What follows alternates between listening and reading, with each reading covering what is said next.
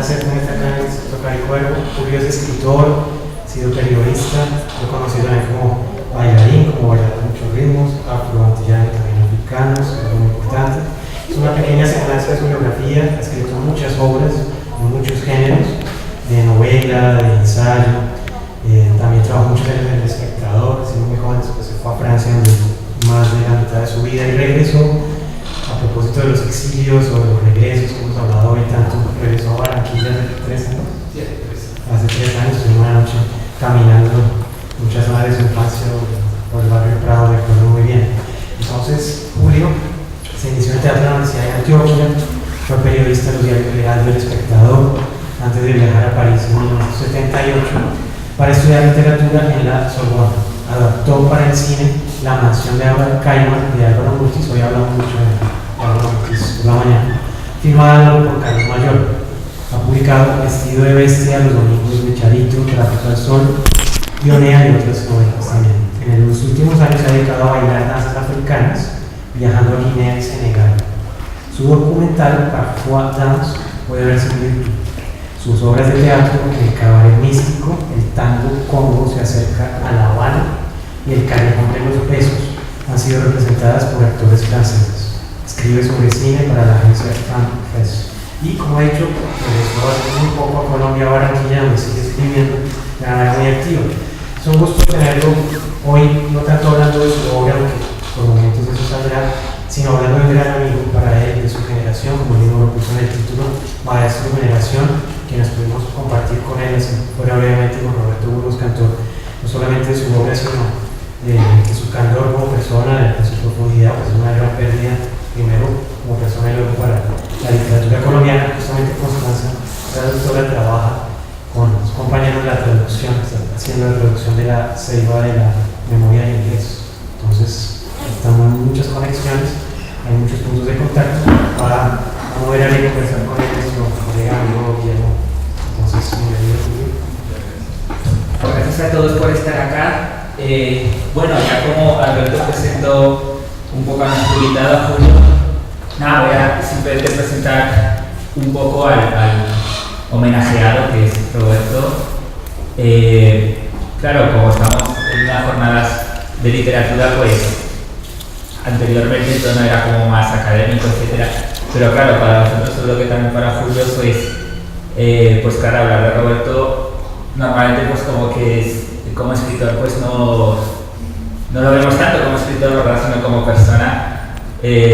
Pues ya sabéis que yo trabajaba con él, pues era mi jefe, ¿no?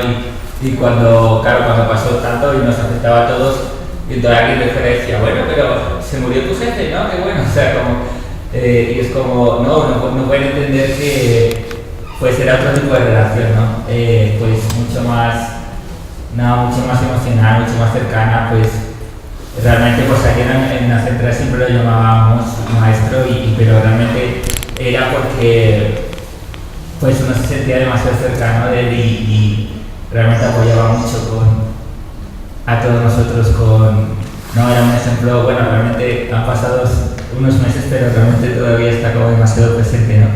Y entonces, bueno, lo que queríamos hacer hoy es este, pequeño homenaje a Roberto. Y bueno, ha habido varios, ¿verdad?, que hemos hecho pues también en la Universidad Central, a veces caseros, a veces más académicos, como la Cátedra García Márquez, que hubo hace poco. Pero bueno, pues en este caso queríamos tener un invitado que pues pudiera hablar de él, pues desde el conocimiento que da, pues haber reconocido de hecho personalmente, y bueno, también su mirada de artista, que bueno, pues siempre es una mirada que le gustaría a Roberto más que era de académico, ¿cierto? Entonces bueno, voy a dar la palabra a Julio. Muchas gracias por venir.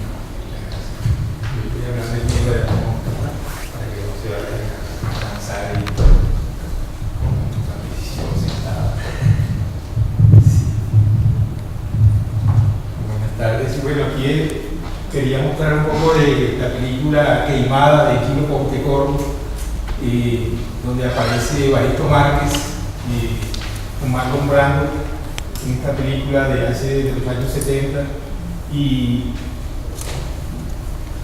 no sé si recuerda la portada de este libro, El secreto de Alicia, uno de los últimos libros de cuentos de Roberto Burgos.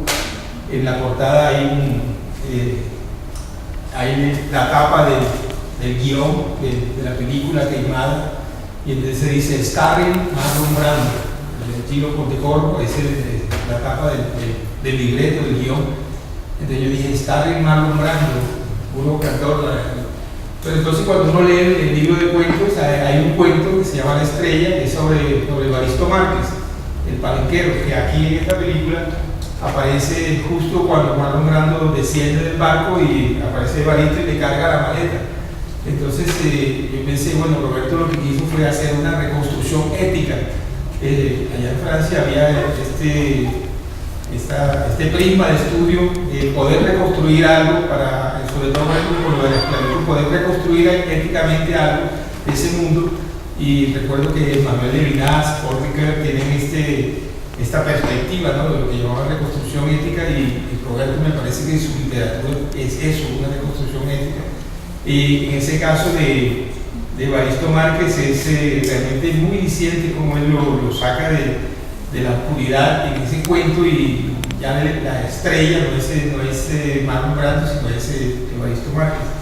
Entonces yo pensaba que los personajes son estrellas que brillan en el firmamento de los narradores, de los novelistas, y tenía una serie de ejemplos aquí de cómo siempre asociamos los escritores con los personajes que crean, incluso históricos. Tenemos a Suetonio, los 12 Césares, la vida paralela de Plutarco, Tirso de Molina y Don Juan, Virginia Woolf y Orlando, Joyce y Ulises, García Márquez, Remedio la Bella, Mutis y Matrón el Gaviero, Rulfo y Pedro Páramo. Entonces yo decía, Roberto Burgos Cantor creó una serie de personajes, como la serie primera, Reina del Barrio Amador, el actor palenquero Evaristo Márquez, Emérita Pertús, Atenor Trujano, José Raquel Mercado, que es un personaje, una persona que existió, Marlon Brando, Analía Tubari, Tomás Blesó, Dominica de Orellana, son personajes de la Ceiba de Memoria, Pedro Claver, Germania de la Posesión Cochero, personaje del Patio de los Vientos Perdidos, el Becky, que es este personaje del boxeador que reaparece siempre, Mordecai, que también es una muchacha que cría un niño en esta novela, Pavana del Ángel, el médico del emperador y su hermano, que es una de las últimas novelas de Roberto. Y entonces, un poco en broma, yo decía, bueno, mi nombre, Olaciregui, aparece en 3 cuentos de Burgos Cantor. Y entonces me puedo presentar ante ustedes como un personaje que habla del demiurgo. Claro, ya no tengo un carácter protagónico en los cuentos de Roberto, sino figuro como un extra, como un figurante. Hay un cuento de él, muy bello, un cuento que se llama Estas palabras de amor que se repiten tanto, uno de los cuentos, de los primeros cuentos que él escribió en los años 70, y que es una historia de amor. Es una historia que tiene que ver con un hecho histórico, por el secuestro del líder obrero cartagenero José Raquel Mercado, que fue secuestrado por un comando del M-19, también en los años 70, y como ustedes saben, José Raquel Mercado fue acusado de traición a la clase obrera por este grupo guerrillero, y el narrador es un periodista que está enamorado de una muchacha que forma parte de la célula esta que tiene a José Raquel Mercado secuestrado, y es un cuento muy lindo, fragmentario, y entonces en este cuento dice el personaje: me doy vuelta en la cama y aún está tu calor en la sábana, abro los ojos y la claridad se ha regado por el cuarto, siento cansancio y ninguna ganas de ir al periódico. Tal vez tengo todos los hilos para el reportaje del año, la mujer misteriosa que engaña al secuestrado, su vida desde que era cargador de bultos en el muelle de Cartagena. Pero no me importa, que lo haga Olaciregui, un periodista nuevo que se vino de Barranquilla. En una de sus columnas escribió sobre la época en que nos conocimos. Como tantos escritores, Olaciregui sometía su vocación a las torturas inclementes de camuflar en la prosa periodística las tensiones de la creación literaria. El periódico donde escribían ambos, se refiere a Alberto Duque López y a mí, estaba ubicado en una zona populosa donde había restaurantes de chinos laboriosos que atendían sin camisa, las cocinas atascadas de humo grueso y cruzadas por alambres de los que colgaban iguanas despellejadas, acordeoneros varados, cantadores de lotería y cobradores de deudas minúsculas, y siempre el rumor terroso del río arrastrándose al estuario en el cual revoloteaban gaviotas y pájaros de ribera.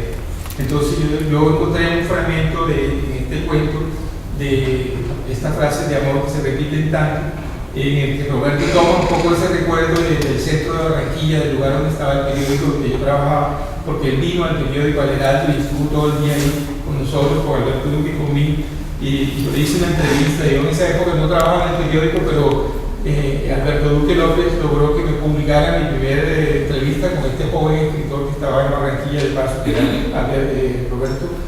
Y entonces dice, en este cuento, dice: al llegar del periódico, después de comer en el restaurante de los chinos un invariable arroz oriental y sentarme en los escaños del parque que tiene la estatua Simón Bolívar a 2 cuadras del periódico, para dejar que pasara la comida, fumar un cigarrillo, escuchar el ruido del agua de la fuente y pensar en los relatos que quería escribir, y sentado en la mesa que está contra la ventana, dejando de mirar. Ese encuentro nuestro fue en octubre de 1972, allá en el Heraldo, como les digo.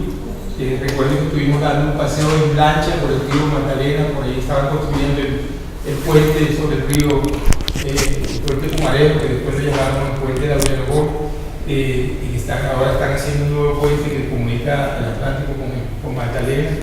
Y vuelvo a citar aquí a Roberto, dice: el trabajo del periódico, a pesar de lo rudimentario, era grato, y de vez en cuando una crónica aceptable como aquella de la muerte del mecánico en la calle que está detrás de la accesoria, o el reportaje con los guerrilleros que se tomaron a San Pablo, o la entrevista con una de las reinas populares, y mantener la columna de comentarios de libros y la página semanal sobre artes cuando lo permitía el espacio. Esto dice el narrador de cuento, esta frase de amor que se repite tanto. Entonces, a él y a mí, a esta generación de escritores, nos une el gusto por la música de nuestra región, como ya veníamos con la herencia de García Márquez, que dice que 100 años de soledad es un vallenato de 400 páginas. En esa época en que tanto él como yo, bueno, él era un poco mayor que yo, 2 o 3 años, estábamos escribiendo y al tiempo gozando con las canciones, y uno de los que más nos gustaba, que nos gusta, es Alejo Durán. Él cita, por ejemplo, La mujer y la primavera, o este pedazo de acordeón. Tiene incluso un cuento que se llama así, este pedazo de acordeón, de Roberto. Y digo yo, él es un maestro escritor para nuestra generación. Bueno, ya vimos que al final él era maestro, fue maestro en la Universidad Nacional de Literatura, de Escritura, y en la Universidad Central. Y digo yo, la lectura de su obra y su lectura es el mejor taller de narrativa que podemos aspirar. Los ejemplos de sus cuentos, novelas, ensayos y notas eran la base de su trabajo en estas universidades. Conozco también sus poemas en el libro La novia enamorada del cielo, que publicó con Santiago Núñez. Y cuando se publiquen sus papeles inéditos, que seguramente dejó cuadernos y cosas, tendremos sin lugar a dudas muchos poemas y aforismos, porque yo sé que Roberto, como ustedes ven en sus textos, que él tiene una vena poética muy fuerte, y él decía, y esto pues lo digo más adelante, que la prosa sin ese toque poético se vuelve algo insoportable, ¿no? Si es una prosa solamente para transmitir algo. Entonces sigo gozando con su lectura. Sus libros, bueno, tiene como una docena de libros, siempre nos deparan gratas sorpresas, y últimamente leyendo un cuento que no había leído, que es Con las mujeres no te metas, macho, o Abrázame otra vez. Y yo decía, ese título tan largo, tan extraño, y nunca lo había leído, y lo leí hace poco, y ahí también hay una mención y que dice: yo la seguí y desconectó a su abuela porque sufría mucho, y ya no quería que sufriera más, y la desconectó. Y entonces me sorprendió esa alusión. Y últimamente leí Una siempre es la misma, que es un libro de cuentos muy bello, que tiene la particularidad de que ya no habla de Cartagena, sino que habla de Bogotá, de las historias que ocurren aquí, habla del centro, de San Vitorino, pinta muy bien este ambiente del centro de Bogotá, y de las parejas que van a los moteles, y de la soledad. Todos estos cuentos son sobre historias de amor, historias de desgarrada, y yo pensaba, la aparición de estos cuentos de ambiente bogotano es un acontecimiento de la literatura colombiana. Burgos Cantor viene de José Félix Fuenmayor, de Héctor Rojas Erazo, Osorio Lizarazo, de Germán Espinosa, de Oscar Collazo, de Cepeda Zamudio, de Hernando Telles, de Álvaro Mutis, de Eligio y Gabriel García Márquez y de Luis Fallar. Cuando uno lee estos cuentos una siempre es la misma, y de su ambiente que pinta en el centro de Bogotá, los cerros, la luz de los cerros, uno recuerda a Luis Fallar. Ahora me doy cuenta que ya la literatura, los libros de Roberto ya comienzan a tener una recepción que sobrepasa la academia, y que ya, por ejemplo, en Cartagena ya hay en los colegios, y hace toda una adaptación al teatro de algunas escenas de La Ceiba de la Memoria, hecho por estudiantes de quinto bachillerato. En internet vi que también hay una obra de un monólogo basado en Analía Tubay, y hecho por una actriz del grupo de teatro de la Universidad de Cartagena. Y también hablamos recientemente en la calle Quero, del centro de la ciudad amurallada, hay una frase de La Ceiba de la Memoria, de la propiedad, dice: gritar, así protejo de la devastación los restos de esta memoria asediada, es la única señal para reconocer que yo soy yo. Y eso me hizo pensar en algo que dicen los pobres en Cuba, que se preguntan, dice: ¿somos o no somos? Somos. O sea que esa es la posibilidad de que uno diga: ¿tú quién eres? No eres nada. Sí, yo soy alguien, soy alguien. Entonces esta voz que le devuelve al personal, que no tiene a la gente. Entonces aquí hago un análisis un poco de las obras de la lectura. No quiero pues hacer, ustedes que son académicos, bueno, en parte era académico, pero no lo soy. Desde su primer libro de cuentos, Lo Amador, publicado en 1981, hasta su última novela, Ver lo que veo, de agosto de 2017, Roberto Burgos Cantor expresó, mediante un estilo muy personal, de acendrada médula poética, el desmadre de nuestra sociedad y su posición frente a ella. Que esto se nota bastante en las columnas periodísticas de Roberto, que ya son comentarios sobre la vida social y política de nuestro país. Y entonces en sus obras él expresa una solidaridad con la gente que no tiene nada, con los desposeídos, expresa su desazón, su inconformidad con la situación que padecen los marginados. Pero también en sus obras él pintó el gozo de estar vivos, de simbolizar mediante la escritura y todas las artes, de entregarnos al placer de amar y de zambullirnos en el mar, de comer arroz con coco y mojarra, de bailar o ver una buena película, o asistir a un concierto de Alejo Durán o Doctora Momposina, de viajar y regresar a casa y cargar a las nietas, o tomarse un trago con los amigos, porque lo que sí tenía claro es que nuestro objetivo en esta vida es ser felices. Sobre el notable aliento poético de su escritura, que todos los críticos destacan, algún día me dijo: el asunto de lo que señalan como poético es que termina uno por encontrarse con que lo único que le devuelve la libertad a la prosa es la poesía. Si no, la prosa se vuelve muy doméstica, muy prosaica. La poesía le permite libertad y le confiere mucho ritmo. Y hay lazos sutiles entre los cuentos que le inspiraron al vecino del barrio Lo Amador, que es un barrio popular de Cartagena donde él creció, y su última novela, en la que uno de los escenarios es un barrio de invasión en Cartagena, como si un sentido premonitorio le hubiese llevado a tejer y atar el cabo suelto en esta novela. Además, Cartagena ha sufrido desde su primera juventud a su madurez, sufrió una transformación impresionante, que todos los que íbamos a Cartagena de niños pues hemos visto cómo se ha transformado. Pues está lo que llaman el Corralito de Piedra, pero ahora es una ciudad completamente loca fuera del Corralito de Piedra, y con muchas historias muy terribles. Y él, como todos, fue testigo y supo consignarlo en sus textos.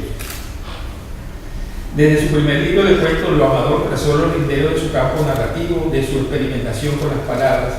Quiso ante todo aprovechar la oralidad, la subversión del lenguaje popular, el humor, el erotismo de la gente común y corriente, regresar a su infancia, al puerto, a los muelles, al mercado, a sus islas, meterse en los barrios donde viven las modistas, contar historias de muchachas que quieren ser cantantes, hablar de mecánicos, de ladrones, de sirvientas, de boceadores, de putas. Esos cuentos están escritos con mucho ritmo y desparpajo, son la habladuría del pueblo que no escribe libros, Son chismes metafísicos, polifonías que nacen de las voces en la radio, en las canciones, en el cine, en la calle. Aun cuando vivió los últimos 50 años de su vida en Bogotá, Roberto jamás dejó de pensar y escribir sobre su ciudad, de la que se alejó al terminar el bachillerato para estudiar Derecho en la Universidad Nacional, institución que le otorgó un doctorado honoris causa en 2015. Autor de una docena de libros, entre ellos La colosal ceiba de memoria y de centenares de notas periodísticas que espero algún día se puedan publicar en varios tomos, porque dejó decenas de notas en las que hablaba, en estas notas periodísticas, hablaba de lo que veía y leía, y nos deleitaba con sus observaciones materiales y espirituales, su humor y sus certeras críticas a las injusticias y la locura de nuestra sociedad. La obra de este cartagenero, nacido el 4 de mayo de 1949, está ahí, al alcance de esta generación y las venideras, como un testimonio del humanismo y el aguaje, como él decía. El aguaje es la actitud del boxeador y del camaján. Es una palabra que está en el diccionario, que quiere decir una actitud. El aguaje de un hombre sabio, honesto y muy discreto, generoso y cariñoso, poeta más que cronista, y a quien, parafraseando a Montaigne, cuando hablaba de su gran amigo Etienne de la Boétie, lo queríamos mucho porque era él, porque éramos nosotros. Como su gran amigo Arnulfo Julio Jiménez y como su hermano el médico Javier Alonso Burgos Cantor, leía mucho a Montaigne, autor del siglo XVI, que entre muchas otras cosas enseña lo de la concentración. Algo que cuesta mucho, concentrarse bien en lo que vale la pena, en lo que es interesante y descartar el resto. Como explicaba el escritor chileno Jorge Edwards, autor de una novela llamada La muerte de Montaigne. Roberto Burgos se concentró en la escritura y en la lectura desde el fin de su adolescencia, y aquí es inevitable recordar ese poema de Álvaro Mutis, Amén, cuyo comienzo es: que te acoja la muerte con todos tus sueños intactos, al retorno de una furiosa adolescencia. Y dice Roberto: puede sonar catastrófico lo que voy a decir, pero siempre se escribe para no morirse, para durar, para no desaparecer. Esto lo digo en varias oportunidades. El ejemplo de lo que él sentía por su vocación de escritor es algo muy fuerte para nosotros. Es realmente eso, dice: escribir o morirse, decía. Hasta el 16 de octubre de 2018, cuando se despidió de esta vida, mantuvo intacto el sueño de crear y durar, soñando y haciendo esa obra en marcha, que es como debemos ver su obra. Es una obra que estaba en marcha y nosotros somos lectores en marcha de esa obra, porque es realmente una obra bastante grande y con un peso filosófico, además de las historias que cuenta, que no es que vamos a leerla en un fin de semana, sino que hay que leerla, estudiarla, y por eso digo, es una obra para las generaciones venideras, porque muchos de esos libros no han sido leídos, entonces los estamos leyendo todavía. Gracias al ejemplo y a la biblioteca de su padre, Roberto Burgos Ojeda, desde niño Roberto comenzó a leer a los clásicos y los modernos, y a desear en el fondo de su alma no ser abogado, sino cantar y contar, convertirse en escritor. Uno de sus libros de cuentos se llama precisamente Quiero descantar. La exigencia de la palabra, dice un narrador de su cuento, la exigencia de la palabra que revela el consentimiento del sentir, como si el mundo existiera más y fuera más verdadero si lo nombra. Dice el narrador del cuento: por la mujer no te metas, o macho abrázame otra vez, que está en el libro de Gozos y Despejos. En su novela Ver lo que veo, que es una obra de aliento balsaciano con más de 500 páginas, también está, como en todos sus otros libros, la risa, que ayuda a ahuyentar los pensamientos serios. Al final, al borde del suicidio, un personaje se dice: debía escribir y dejar una carta, un cartel, una escritura pública de reclamo a la vida, de constancia de sufrimientos o de desdén. Él nunca dejó de escribir, y en eso fue ejemplar. Para él no era un trabajo aleatorio, sino una práctica cotidiana. Y después de jubilarse de lo jurídico y dejar atrás el tiempo de la diplomacia, se convirtió en maestro de jóvenes escritores en la Universidad Central y en la Nacional. Cuando lo leemos sentimos su palabra envolvente, su complicidad, su placer al narrar, ese placer también de irse por las ramas, porque a veces está hablando de algo y comienza y se va por las ramas y después vuelve, y de tararear canciones que nos gustan. Aquí les leo un fragmento, dice: cuidar de las borracheras del papá, que después del jolgorio regresa a casa con el cuentecito triste de que a él nadie lo quería, que la vida era una letrina de moscas zumbonas y culos gordos sin fondo, y se le escurrían las lágrimas inocentes al cantar sus sentimientos destemplados en el paseo sabanero. Ay, buscando consuelo, buscando paz y tranquilidad, el viejo Miguel del pueblo se fue muy decepcionado. Esa es una canción del autor Adolfo Pacheco, que se llama El viejo Miguel, y dice: al acercarme a este mundo de lo popular, lo que encuentro es una vida muy intensa, una vida que siempre está al borde de lo dramático y que representa una interesante posibilidad de exploración. Dice Roberto en una de las numerosas entrevistas que concedió, algunas de las cuales fueron publicadas en el libro Memorias en Guardianes. Y dice: la presencia de la música en la obra literaria es una deuda que todos tenemos con Guillermo Cabrera Infante, especialmente con su novela Tres Tigres. Por esta vía de acercamiento a lo popular, la música es un elemento indispensable. La gente expresa sus emociones por intermedio de la música, por intermedio de las letras de las canciones, no solamente por el ritmo. Sentimos que, como dice Flaubert al referirse a la tarea investigativa de un escritor antes de sentarse a escribir, decía Flaubert: il faut boire les océans et après les pisser. Hay que beber océanos y luego mearlos. Burgo Cantor ha bebido océanos de libros y de películas, ha escuchado mucha música y viajado y observado, y ha sabido aliviarse, quizás contra las murallas de Cartagena. Él es un contemplador, una suerte de asceta, de monje o santo parrandero, con una mirada penetrante, pícara, tierna, sabia, serena, igual a la que se ve en sus fotografías. Un maestro en oír el lenguaje popular y en plasmarlo. Esa actitud que las palenqueras resumen con una expresión de verbe, como quien dice: véanlo, dichosos los ojos que te ven. También analiza, como quien no quiere la cosa, la desidia estatal en la construcción de lo público, la organización social que ha sido dejada a la huella de los pocos. En Ver lo que veo reaparecen de alguna forma muchos de los temas y juegos de sus libros anteriores, frutos de su entusiasmo, su disciplina, su dedicación y su consigna: morirse o salvarse escribiendo, deseo puro de vida, el erotismo, los movimientos, esta es una cita, los movimientos de vértigo de las morenas y negras timbas, su picardía de abrazar y soltar, la levedad de las faldas, descalzas, inalcanzables, y los hilos de sudor que se deslizaban por la piel de poros cerrados, tambor nuevo, superficie de caricias desconocidas. En su última obra vuelven ya más maduros, más hechos, los boxeadores, los rateros que quieren ser cantantes, las aspirantes a reinas del barrio de su libro de cuentos Lo Amador, y las muchachas de los bares de Tesca, la alegría del sexo y mentiras, donde debutó Joe Arroyo, protagonista de esta novela El patio de los vientos perdidos, que fue su primera novela, y también las modistas y aquellos que emigraron a Venezuela en la época de la bonanza petrolera.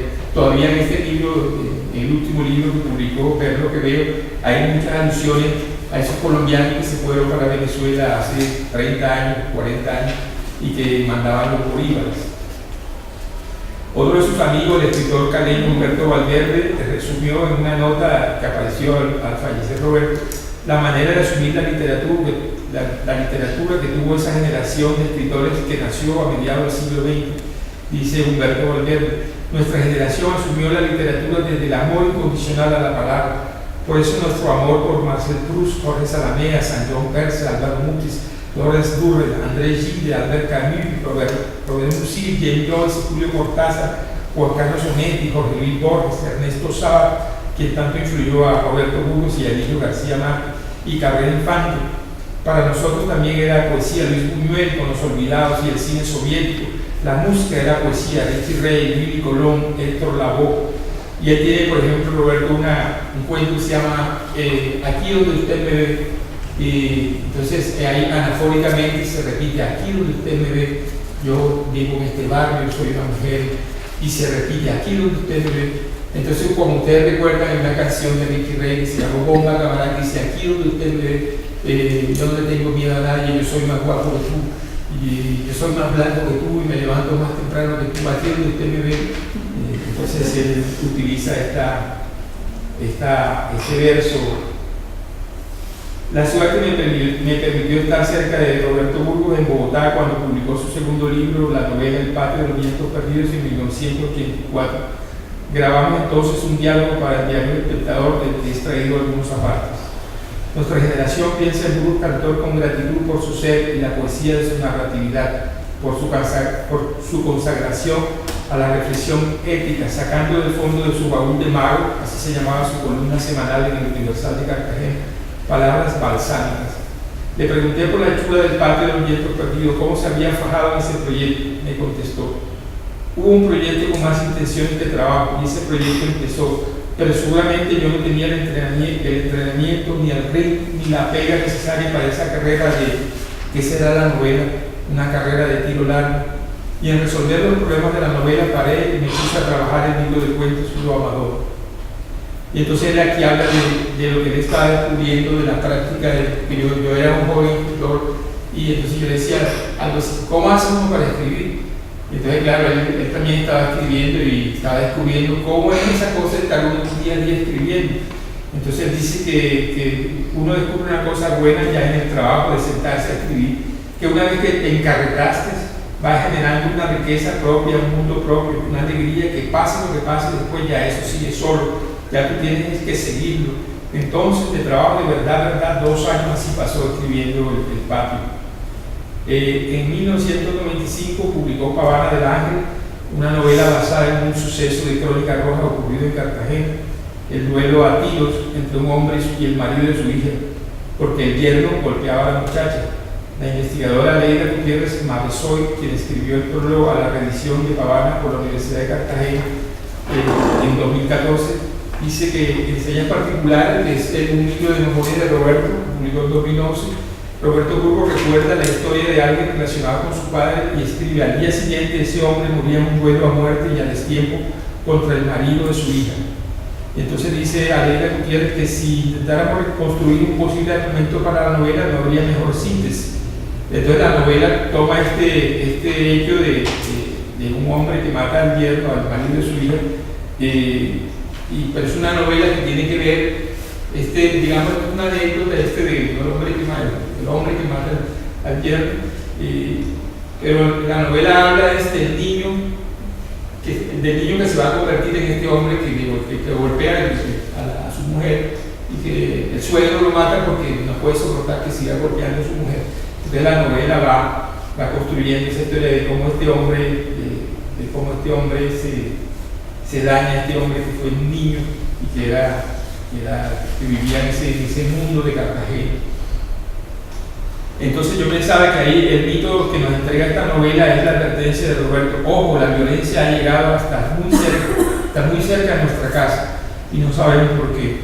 Después de que todo había comenzado en el paraíso, en esta novela el patio de la casa es como el paraíso, los árboles, la fruta.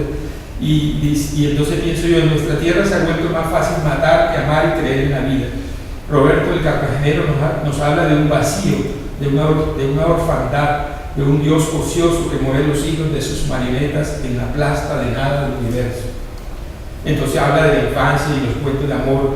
Los cuentos de amor corren por las páginas de esta novela. El héroe se salva al final en la medida en que se inventa una historia y su destino de niño encontrado por una mujer en el patio, su nana, una sirvienta sensual, yocasta, tuberculosa, verde y morena, es decir, mezcla de india y africana. En Pavana del Ángel puede leerse lo que significa novelar para Roberto Burgos. La locura de nombrar con mi sueño loco, que es revelación, porque acabo de llegar y alguien enterró en sal y cenizas la historia de mi padre y de mi abuelo y sus dioses espantados. Él escribe con su habitual soplo poético historias sin fin que alejan el miedo, como las que cuenta la nana en esta novela El ángel de la infancia, al niño Hipólito, el futuro yerno violento.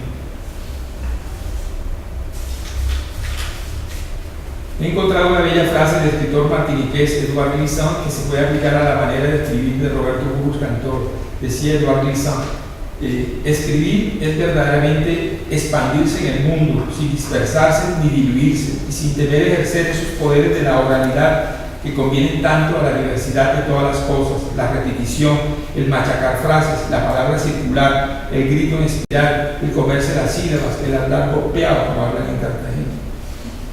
Me referiré un poco ahora al arte del cuento en la narrativa de Burgos Cantor en 4 libros: el ya mencionado Lo Amador, De Gozos y Desvelos, El Secreto de Alicia y Una Siempre es la Misma. Ya les hablé de este cuento, estas frases de amor que se repiten tanto: la noticia del secuestro en 1976 del líder sindical cartagenero José Raquel Mercado. El narrador está enamorado de una joven que forma parte de ese comando que terminará por matar a José Raquel Mercado. El cuerpo fue encontrado en un saco de polietileno el 19 de abril de 1976 cerca del Parque El Salitre de Bogotá. El 6 de abril de ese mismo año, el grupo guerrillero anunció que el líder sindical había sido condenado a muerte por un tribunal del pueblo. Y en este cuento hay una crítica a la violencia política de este grupo o de los grupos. Decía que, dice el narrador, dice yo pienso que la violencia no es la solución y que la política se trata de acercarnos y no de dispersarnos. En ese cuento hay una crítica poética, digamos, a la violencia como una forma política. También una declaración que hizo cuando en un colectivo que salió en 1990 que se llama Respuesta del arte a un país en guerra, dice Roberto: inmerso en el desastre cotidiano de un horror sin reglas, el artista en Colombia sobre agua en la corriente turbulenta de la sangre que lo ahoga todo. En otro cuento, esto para señalar que, por ejemplo, él tomaba historias de la realidad y las transformaba en cuentos. En un cuento de Gozos y Desvelos, el novio de América Pertú se ha colado de polizón en un barco que ha salido del puerto de Cartagena rumbo a Nueva York. Burgos Cantor utiliza información sobre este tema publicada en los diarios, pero la transforma por entero con su destreza narrativa.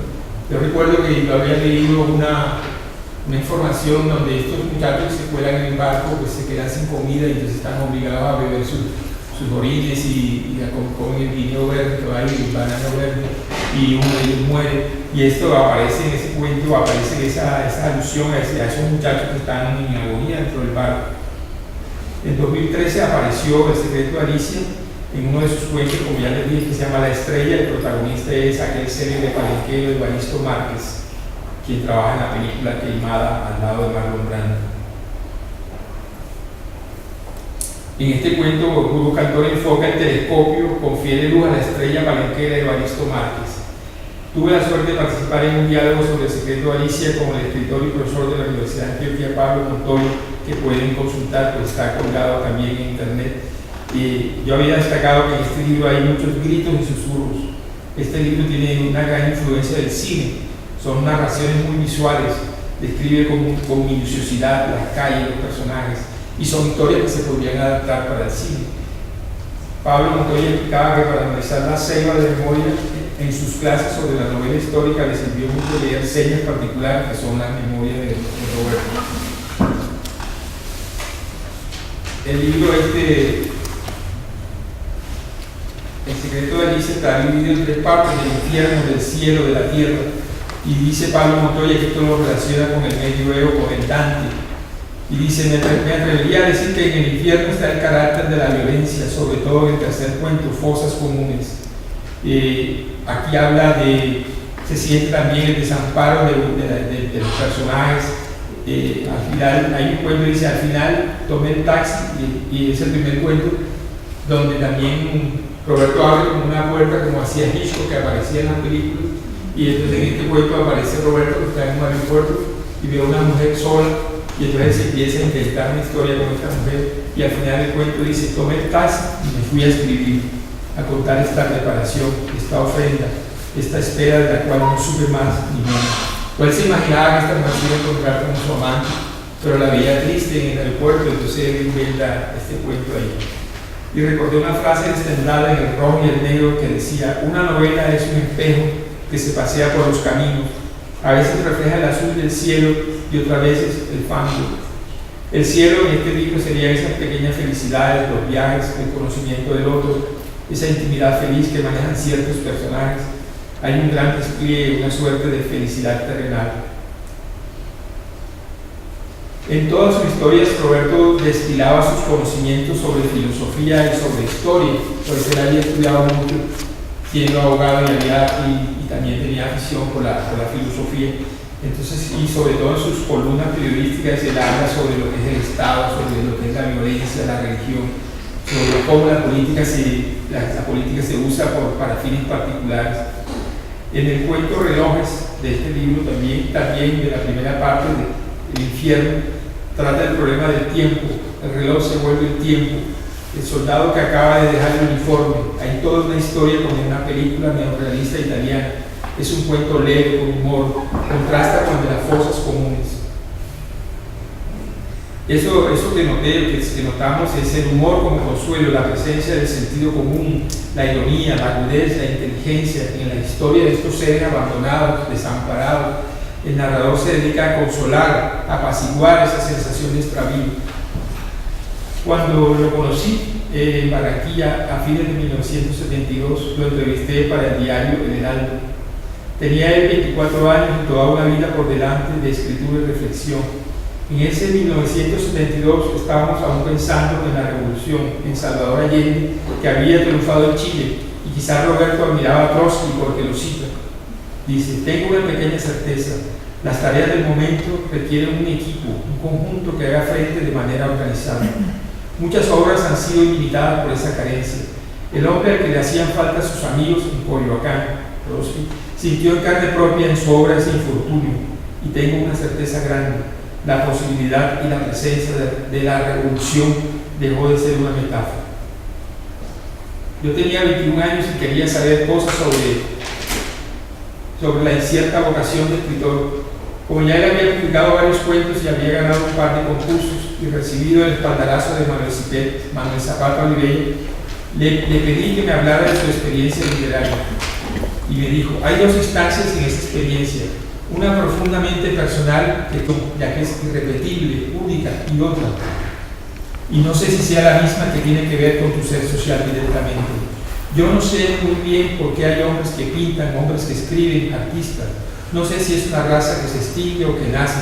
Sé que hay miles de explicaciones fáciles, tontas tal vez. Tal vez hay una serie de necesidades, de causas que no pueden ser reducidas a la sublimación freudiana. No sé. Sé que un día aprendes la alegría de escribir, aun cuando te cueste. Aprendes la mesura y rompes la tensión de día tras día, esperando al animal, siguiendo las huellas que se pierden. Descubres con sorpresas que allí también, de alguna secreta manera, existe una comunicación. ¿Qué esperas? ¿Cuál es la naturaleza de tu labor? Espero saberlo.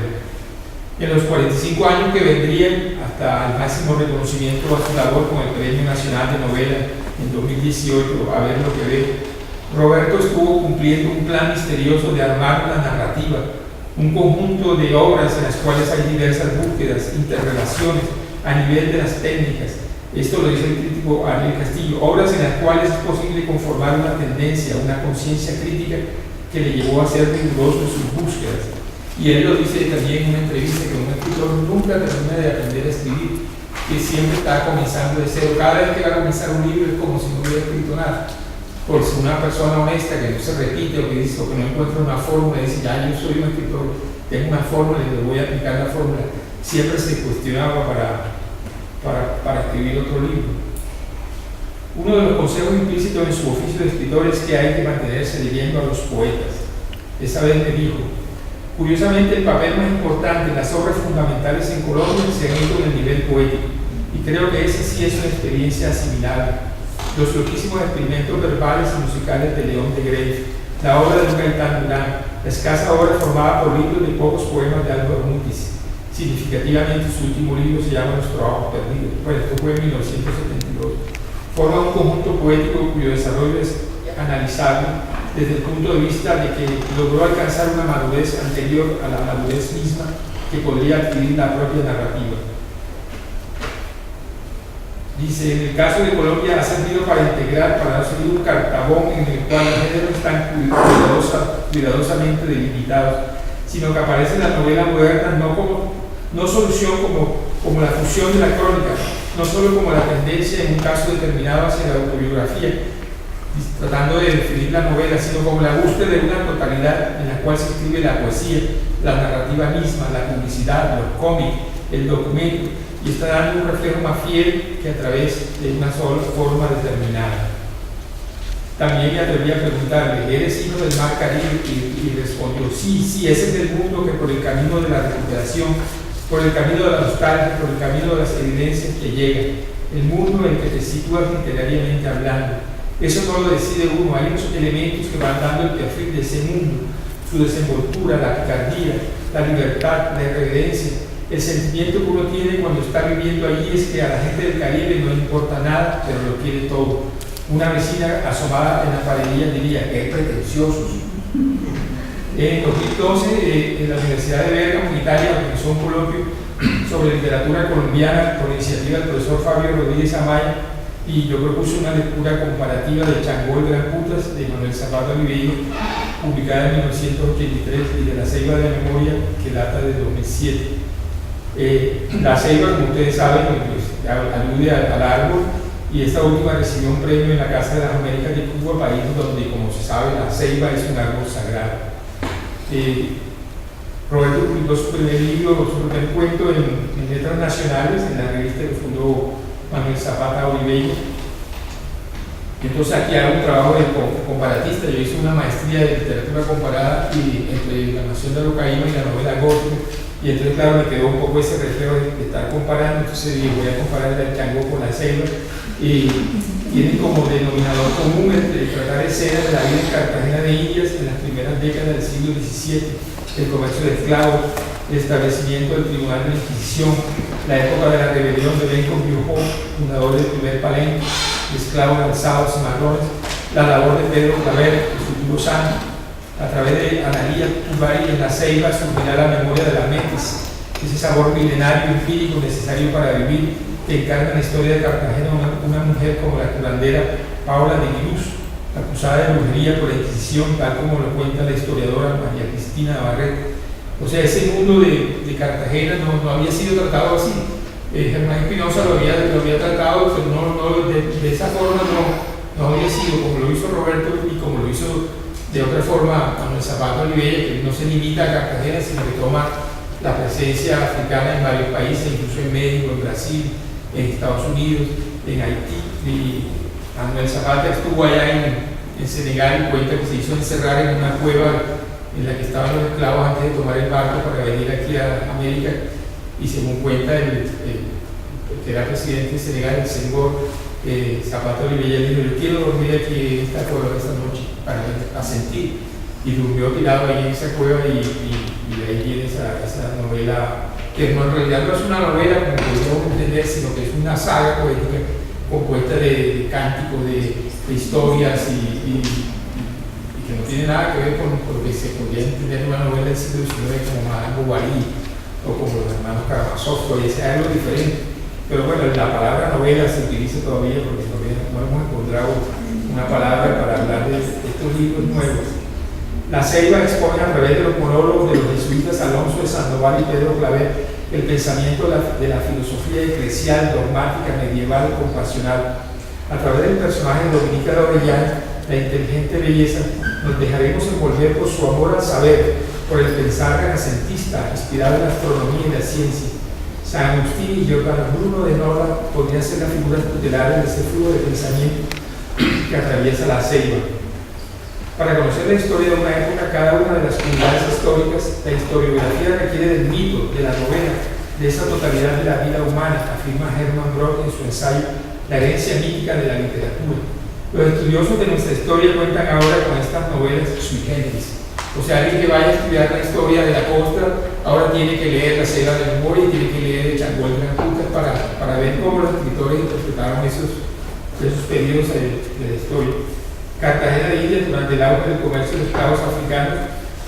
Para el estudio de lo espiritual, por ejemplo, la obra de la historiadora caleña María Cristina Navarrete, que tiene un libro muy interesante que se llama Prácticas religiosas de los negros durante la colonia en Cartagena del siglo XVII, que habla de ese mundo que desapareció, que Cartagena era una metrópoli con toda esa cantidad de gente que llegaba del mundo entero, y sobre todo los esclavos africanos, y que aparece un poco en el libro del padre Sandoval, que era el padre superior de Pedro Claver, que es una obra inmensa sobre los esclavos, y y cómo ellos aprendían las lenguas, algunas lenguas africanas para los jesuitas para poder catequizar a los esclavos. La selva de la memoria condensa en nuestra literatura un saber enciclopédico, un resuello de Leviatán para recrear el siglo de las conversiones, el siglo de las inquisiciones, el siglo del derrumbe filosófico de la Iglesia Católica Europea, que tendría su más estrepitosa caída con la masacre de la San Barthélemy en 1572, que es algo que marcó la historia de Francia, un país que vemos como un país que es el ejemplo de la gran literatura, de la gran civilización, pero que es un país que está lleno de esa historia de esclavitud que ellos también, el rey Luis XIV creó una compañía de Senegal para traer los negros a las Antillas y esto se siente todavía ahí en algunas cosas de los franceses, se siente este pasado de esclavistas. Y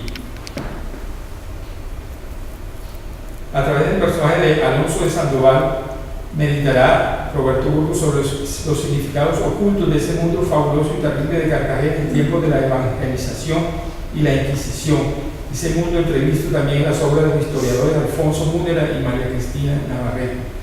Burgos pone al futuro San Pedro Claver a esposar una suerte de autocrítica. Ellos, los esclavos, se molestan conmigo cuando les quito los tambores. Tan, ruido, meneo del ombligo, balumba, barraola.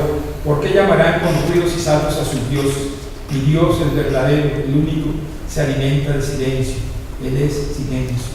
Entonces, claro, hay como también una comparación entre lo que era el Dios de los cristianos, el Dios de la Biblia, el Dios de Jehová, y lo que eran los dioses para todos los esclavos que estaban llegando ahí a Cartagena. Bueno, esta gran novela también, en esa época, creo que la presencia de Roberto en Viena y en Europa, cuando estuvo de cónsul en Viena, de una sensibilidad más para poder para enfrentarse a lo que fue la Shoah, el holocausto, el nazismo, la exterminación del pueblo judío. Y entonces en esta novela, en un momento, el narrador deambula por los campos de concentración de Dachau y Auschwitz, y el narrador se pregunta por qué no quedan rastros en Cartagena de las negrerías. Habla, bueno, lo que es el mito del árbol sagrado recogido bajo sus ramas, el recuerdo de muchas generaciones, pues la gran metáfora de esta novela. Y en Senegal, en la isla de Casamance, en la isla de los feticheros, pude ver un árbol sagrado al pie del cual se hacían sacrificios de animales. La Ceiba es una novela consciente, un libro escribiendo, es una orfebrería momposina con el oro del tiempo. La Ceiba alcanza momentos cumbres al tejer de esa manera nuestra historia, nuestra poesía, nuestra filosofía. Su poderosa voluntad poética nos ofrece verdades inusitadas, pero acaso nunca formuladas de manera tan gozosa y reiterada. Le cito una frase, dice: el aire de mar le traía mensajes divinos a su alma. La luz. La tarde estaba en el fugaz tránsito de la luz de metal que corta las visiones a la espesura del declive ámbar, indefinible, que devora los contornos del mundo, las definiciones de los rostros, la forma de la costa. O sea que esta novela no es realista, es una evocación que uno siente un poco cuando va a Cartagena y pues se escapa del turismo y mira las murallas y ve a la gente, la calle, a los vendedores, y se da cuenta de cómo la historia ha transcurrido, porque hay una ciudad como Barranquilla en la cual la historia no está presente. Todos los pueblos tienen su historia, pero los monumentos, cuando existen monumentos del siglo XVII, XVIII, uno dice, bueno, la historia pasó por aquí. Hay en el ejercicio narrativo de Roberto Burgos una aspiración a la totalidad, una conexión cósmica con la historia y el espacio. La verdad se transforma en poesía. Dice, cada ser es un dios y tiene un culto, un sitio diferente. Se decía que si Dublín fuese destruida se podría reconstruir leyendo el Ulises de Jane Joyce. Algo semejante se podrá decir ahora de Cartagena y la Ceiba de la memoria. Burgos Cantor ha dejado en su libro de memorias señas particulares, un hermoso relato de lo que es una vocación atendida y alimentada, la escritura de ficción. Las futuras generaciones podrán leer los libros que él ha leído, los poemas que más le gustan de Jorge Artel, uno llamado Cumbia y el velorio del pobre ausente. Y aquí cito al poeta Jorge Artel, dice: cumbia, amalgama de sombras y de luces de esperma, cumbia, danza negra, danza de mi tierra, trae de los tiempos muertos un coro de voces vivas.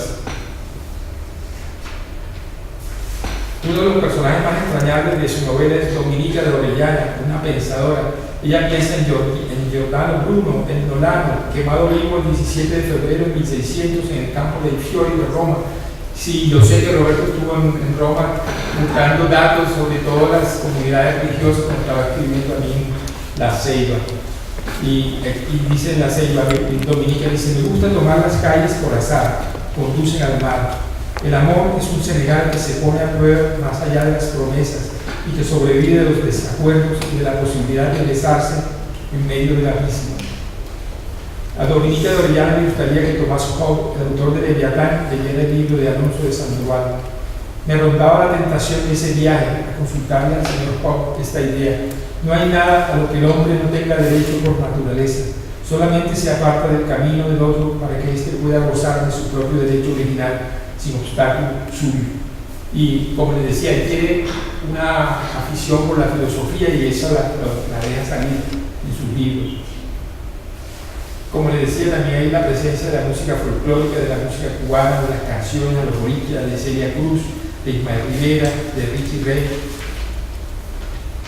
Y si Zapato Rivera utiliza en su escritura un gran angular contando la epopeya de los africanos en América con los recursos de un Homero, mezclando lo divino con lo humano, Puro Cantor trabaja con un microscopio memorial, a partir de lo que sabemos de Cartagena, de su geografía y de su historiografía, dejando aflorar sus deseos de narrar, dejándose cabalgar, arrastrar en el flujo de conciencia de sus personajes.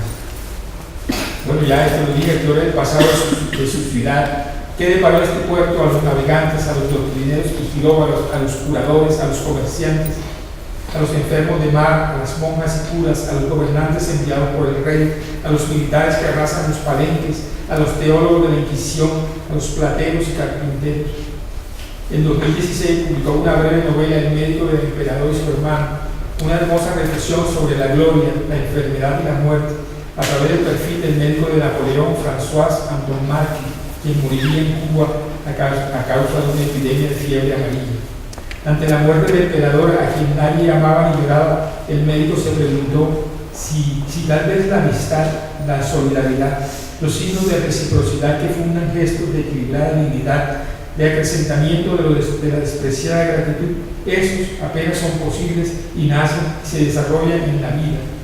Con desconsuelo conjeturó si acaso la muerte borra cuanto se hizo y apenas queda un rescoldo de la infame canallada del inicio, un largo peregrinaje de sufrimiento y incertidumbre para alcanzar la orilla de donde se empieza la conquista de las estrellas y del sumergido corazón de uno mismo, tierra baldía, dolor inútil. Llegamos nuevamente a su última novela, publicada, como ya dije, en 2017, una novela que también es de una gran visión que abarca varios siglos, desde la ciudad amurallada y otras poblaciones del departamento de Bolívar, en una diacronía vertiginosa y carnavalera, desde los indios Turbaco hasta los llamados barrios de invasión, pasando por la época de los ingenios azucareros, del presidente Rafael Núñez, el auge del boxeo, el béisbol, los casinos, la poesía de Tuerto López, los piratas, la esclavitud, los músicos, las mariamulatas, estos pájaros, y el mar que limpia los pensamientos. Entonces digo yo, pues si La Ceiba de la Memoria trataba, que fue traducida al francés y ahora me dicen que está siendo traducida al inglés, fue premiada en Cuba y finalista en el Rómulo Gallego. Si La Ceiba se refería sobre todo al siglo XVII, a los cantados años 1600, como dice yo Arroyo, a Benco Piojo, esta novela trata del siglo XIX y sobre todo, trata del siglo XX y sobre todo del siglo XIX, después de la declaración de independencia. En esta novela se nota esa crónica del tiempo muerto, como tituló uno de sus libros, el chocuano Óscar Collazo, que vivía en Cartagena, pues después del fasto cartagenero con la esclavitud del siglo XIX, después de la independencia, Cartagena vivió una verdadera decadencia, y esto lo retrata Roberto en esta novela. Es admirable la destreza narrativa que se siente en esta novela. El narrador se mete en la piel, en los zapatos de sus personajes, una anciana, un ladrón, un boxeador, un hombre arruinado, echando mano de la primera persona. Admirable también la minuciosidad de las descripciones de la naturaleza. Dice, por ejemplo, ostiones devueltos a la sombra de los mangues, a sus raíces anudadas, a la salinidad apacible de los cuerpos de agua, y también la memoria visual para evocar no solo a Cartagena, sino también a París o La Habana. Y se pregunta, ¿qué será la memoria? ¿Un mar, un lago, un desierto? ¿Qué serán los recuerdos? ¿Un río, un rayo, un arroyo? Un río, un arroyo, un manantial. Y lo que salga, ¿dónde lo pongo? ¿A quién se lo confío? Y eso también lo vemos en sus cuentos, que él a veces, cuando está escribiendo, él se sale un poco de la narratividad para reflexionar sobre lo que está haciendo.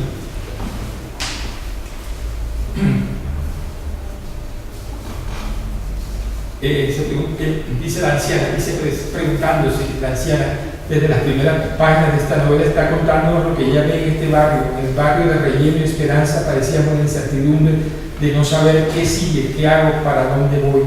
Al tiempo que narra con mucha eficacia y humor, Duro Cantor también expresa su perplejidad de escritor desnudo ante los interrogantes que nos planteamos día a día. Asumir los desencantos, dicen, de la realidad, allí como el mar sin ofertas. Estar sin esperas en el día a día, sin anuncios. Hay reflexiones sobre lo que significa escribir para él. Algunas veces sacar tesoro de una mina o echar canalete, remar. Es comparaba la escritura con el remar, que había que remar para poder avanzar. Y pensar nuestro destino, la historia, pensar Cartagena, reinventar palabra a palabra de esa ciudad tan emblemática de Colombia, estudiada por su gran amigo el historiador Alfonso Múnera. Entre lo más novedoso y entrañable de esta novela, es lo que veo, está la crónica familiar e histórica sobre el auge y decadencia de los ingenios azucareros del departamento de Bolívar, que entre otras cosas nos dejaron como herencia, gracias a los cubanos, la música de los sextetos de Palenque, entre ellos el sexteto Tabalá, que es un grupo de músicos de Palenque que es muy bueno y que según los que saben eso, pues heredaron la música de los cubanos cuando los cubanos vinieron a Cartagena y a Bolívar a fundar los ingenios azucareros. Esto, digamos, es lo que podría decir de la parte de la obra literaria relacionada un poco con mi amistad con Roberto y con cómo yo lo vi a él crecer como escritor, como es su ejemplo, que es algo insuperable, ¿no? para cualquier joven que quiera ser escritor. Dice, bueno, comienza con lo amador, comienza con ver lo que veo y echa para atrás, y echa para adelante, y lee este libro y lee este otro, y te das cuenta. Y bueno, este libro, una siempre es la misma. También usa, mira cómo él logra ponerse en el papel de una mujer, de varias mujeres, ¿no? Narrando en primera persona como si fuera una mujer. Es muy maravilloso. Y este libro también tiene la particularidad de que el último libro es sobre un homosexual, también narrado en primera persona, y todo el machismo que hay aquí en Colombia con los homosexuales y con las mujeres. Pues, y ese libro él desnuda muchos prejuicios nuestros en esos cuentos, y me gustó muchísimo. Así que ahí los dejo con esas ideas.